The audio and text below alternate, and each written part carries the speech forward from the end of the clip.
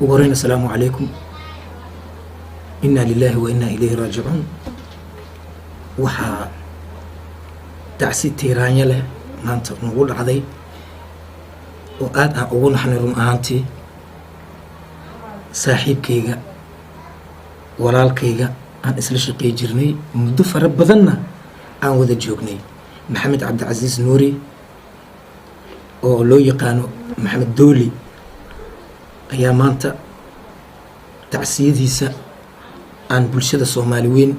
aan la qaybsanaynaa inna lillahi wa inna ilayhi raaji'uun ma dhinta ilaahay waay kullu nafsi dhaa'iqatul maut naf walba oo nool geeridu waa ay dhadhaminaysaa runtii geeriduna waa xaq laakiin Soomaali waxay ku maamahdaa geeri waxay ku fiican tahay geel jir qof aad taqaanid uma fiicnaa run ahaantii in alxamdulilaahi rabbil caalamiin xali 9 saac ayuu dhintay saakina markay ahayd abaaraha duhurnimadii waan soo aasnay marka bulshada Soomaaliyeed waxaan leeyahay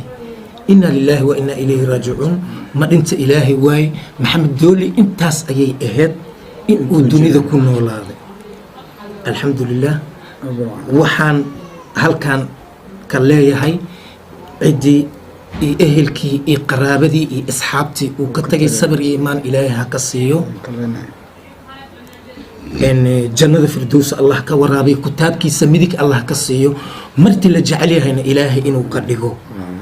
كل أنا وحكى لأم قبان كرنو إلكاس وحلو لجي أذيك عمل كاجا وكلي أياكو هرايسان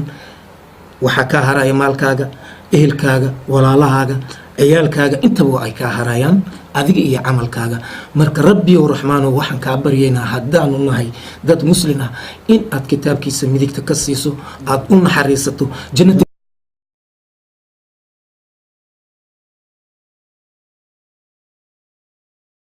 taageero badan ayuu lahaa taageerayaashana waxaan leeyahay samir iyo iimaan qof aan dhimanaynin ma jiro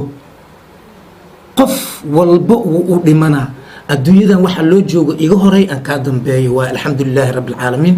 marka Soomaaliyeed meel walba aad joogtaan waxa idin leeyahay sabir iyo iimaan Allah idinka siiyo dhamaanteena ehelka iyo qaraabada uu ka tagay asagana ilaahay qalbigooda ha qaboojiyo awlaadiisana ilaahu kursiimadiisa ha nagu dhibin dhamaanteena mas'uul ayaa naga saaran waa walaalkayna وعزيزكينا مانتا نقد أحبحي إن شاء الله تعالى وحن أرجينا إن أولاديسا أيسن وحبا لباتها أرقين إن شاء الله تعالى سوماليين إذا كانوا يلو البقاد جوبتان وحايدين كعصنينا إن أتفاتح هذا أسو مرتان أو جنة في الدوس إلهي إنو كورابيو كتابكي السنة إلهي مدك تكسيو السلام عليكم ورحمة الله.